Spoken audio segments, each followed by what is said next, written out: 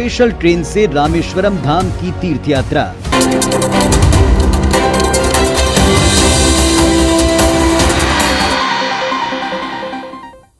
नमस्कार, आपके साथ मैं हूं रुमाना अलवी। पूरा दिन बीत जाने के बाद एक ऐसा बुलेटिन जो 24 मिनट में आपको यह बताएगा कि मध्य प्रदेश में आज क्या हुआ। ना एजेंडा, ना शोर शराबा, बात आपके सरोकार की, खबर आपके काम की। तो चलिए हम आपको बताते हैं कि मध्य प्रदेश में आज क्या हुआ।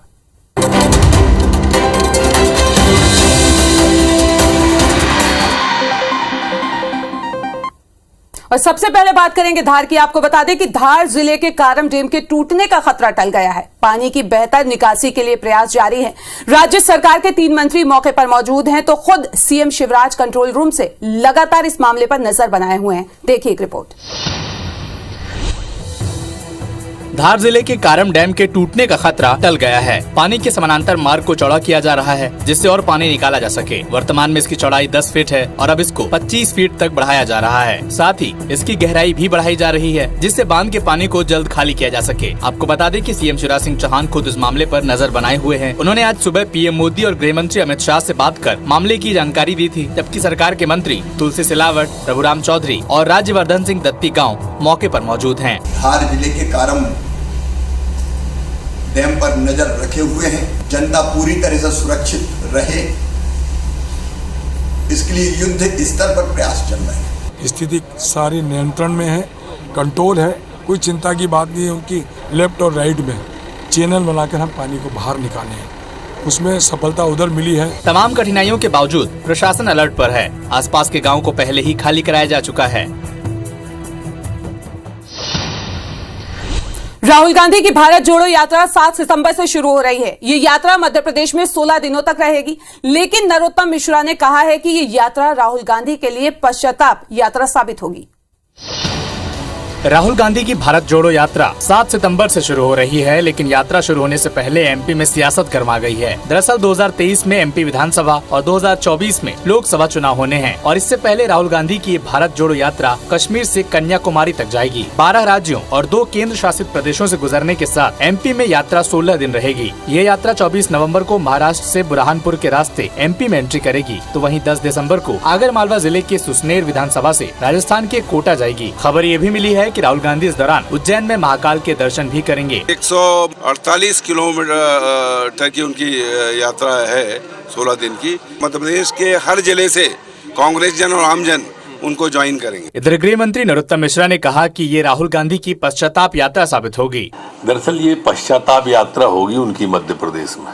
आपको बता दें कि इस यात्रा का उज्जैन और इंदौर संभाग में पड़ाव भी रहेगा और एमपी में ये यात्रा कमलनाथ के सुपरविजन में निकलेगी।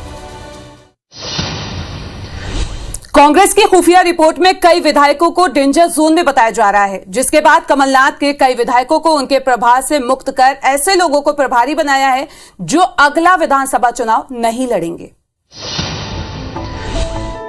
एमपी कांग्रेस के अध्यक्ष कमलनाथ की खुफिया रिपोर्ट के बाद विधायकों को संगठन के कामों से मुक्त कराने का सिलसिला शुरू हो गया है। बीते दिनों कमलनाथ द्वारा जारी जिला प्रभारियों की लिस्ट में 3 विधायकों को छोड़कर कई विधायकों को जिले के प्रभार से मुक्त कर दिया गया है। आपको बता दें कि पिछले दिनों एक खुफिया रिपोर्ट तैयार की गई थी, जिसमें कई प्रभारियों की स्थिति ठीक नहीं पाई गई थी, जिसमें 2 दर्जन कांग्रेस के विधायक डेंजर जोन में बताए जा रहे थे। जिसके बाद प्रभारी मंत्रियों को जिम्मेदारी से मुक्त कर दिया गया। जिन्हें जिम्मेदारी दी गई उनमें से अधिकांश ऐसे नेता हैं जो अगला विधानसभा चुनाव नहीं लड़ेंगे। विधायक एक इलेक्टेड आदमी है, तो उसके कहीं भी जाने से प्रभाव पड़ता है, इसलिए जिम्मेदारियां देते थे। पर अब उसके प्रभाव की आवश्यकता उसके क्षेत्र में है, इसलिए क्षेत्र में भ्रमण करेगा। इधर बीजेपी का कहना है कि पूरी कांग्रेस ही डेंजर जोन में है। वो वैसे ही काम नहीं करते थे, ये प्रभारी कर देंगे, वो भी नहीं करेंगे। उनकी जितनी भी घोषणाएं होती हैं 1 दिन की ही होती हैं। देखना होगा कांग्रेस की बदलती रणनीति का लाभ कांग्रेस को कितना होता है। और अब बात मिर्ची बाबा की करेंगे। आपको बता दें, दुष्कर्म मामले में जेल में बंद मिर्ची बाबा के सहयोगी की तलाश में पुलिस जुट गई है। बताया जा रहा है कि सहयोगी गोपाल ने ही पीड़िता को मिर्ची बाबा तक पहुंचाया था।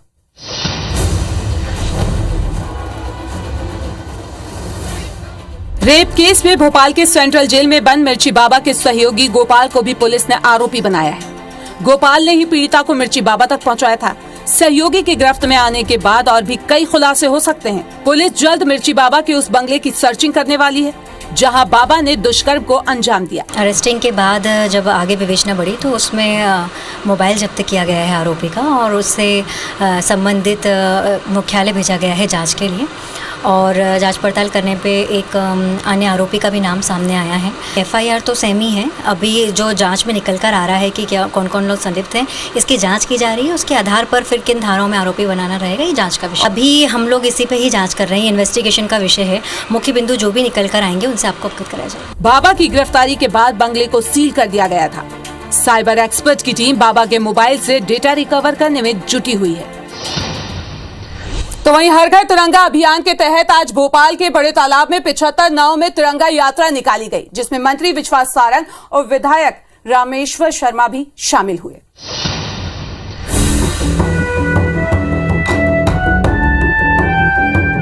भोपाल में आज कई जगह भव्य तिरंगा यात्रा का आयोजन किया गया। इस कड़ी में राज्य सरकार के मंत्री, विधायक और सैकड़ों कार्यकर्ताओं ने दमखम दिखाया। बड़े तालाब पर भव्य तिरंगा यात्रा का आयोजन किया गया। 75 नावों की एक साथ तिरंगा यात्रा निकाली गई। मंत्री विश्वास सारंग समेत बड़ी संख्या में कार्यकर्ता शामिल हुए। विधायक रामेश्वर शर्मा ने भी 25 किलोमीटर लंबी तिरंगा यात्रा निकाली। इधर सीएम शिवराज सिंह चौहान ने पुलिस कमिश्नर ऑफिस से आज पुलिस जवानों की तिरंगा रैली को झंडा दिखाकर रवाना किया।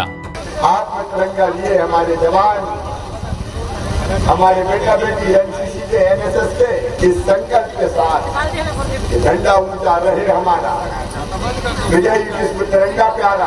और इसके अलावा सामाजिक, धार्मिक, व्यावसायिक संगठन के साथ बड़ी रैली का आयोजन भी किया गया।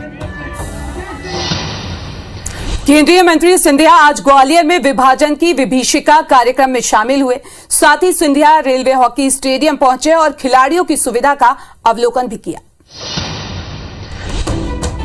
हर घर तिरंगा अभियान के तहत केंद्रीय मंत्री ज्योतिरादित्य सिंधिया आज विभाजन की विभीषिका कार्यक्रम में शामिल हुए। सिंधिया ने रानी लक्ष्मीबाई की समाधि पर आयोजित कार्यक्रम में ध्वजारोहण किया और इस अवसर पर लगाई गई प्रदर्शनी का अवलोकन भी किया। इस दौरान स्वतंत्रता संग्राम सेनानियों के परिवारों को सम्मानित भी किया गया। केंद्रीय मंत्री ज्योतिरादित्य सिंधिया ने इसके अलावा विचाराधीन कैदियों के साथ विभाजन की विभीषिका कार्यक्रम में भी सम्मिलित हुए।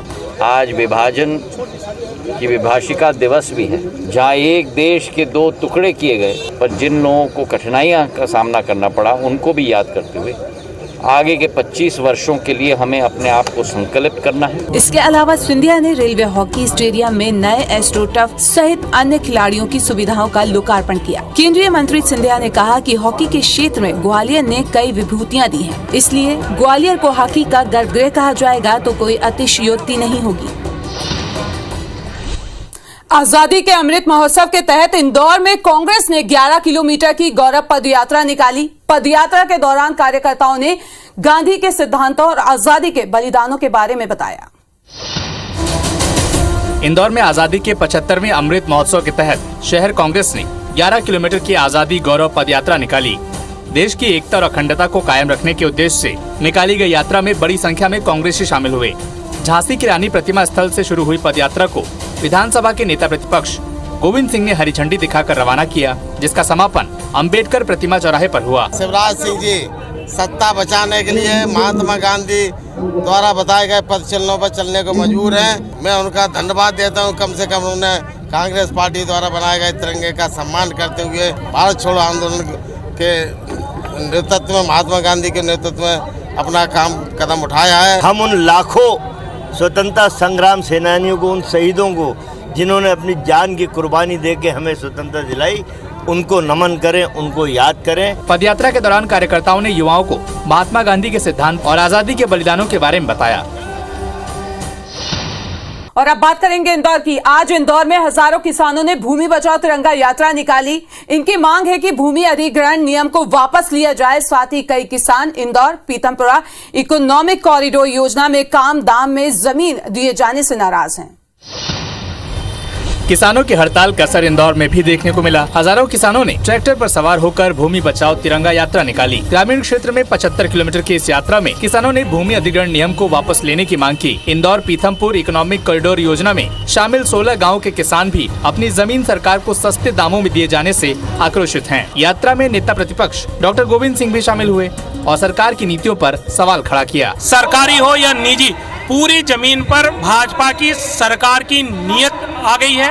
हर जगह जबरन अधिग्रहण कर रहे हैं, संस्थाओं को बेच रहे हैं। तानाशाही है ये बीजेपी सरकार की, उसके विरोध में, वो तिरंगे के सम्मान में आज हमने ये पदयात्रा निकाली है। किसान आज कौन सा तबका खुश है? आजकल सबसे ज्यादा महंगाई की मार से महिलाएं परेशान, नकली खाद और बीज देने से और भाव उचित मूल्य का किसानों की उपज का नहीं मिलने से किसान परेशान। तिरंगा यात्रा में अपनी मांगों को जोड़कर किसानों ने सरकार से भूमि अधिग्रहण नियम को वापस लेने की मांग की है। आपको बता दें कि आजादी के अमृत महोत्सव के तहत जबलपुर में देश की पहली किन्नर तिरंगा यात्रा निकाली गई। देशभक्ति गीतों में पूरी यात्रा गूंज उठी।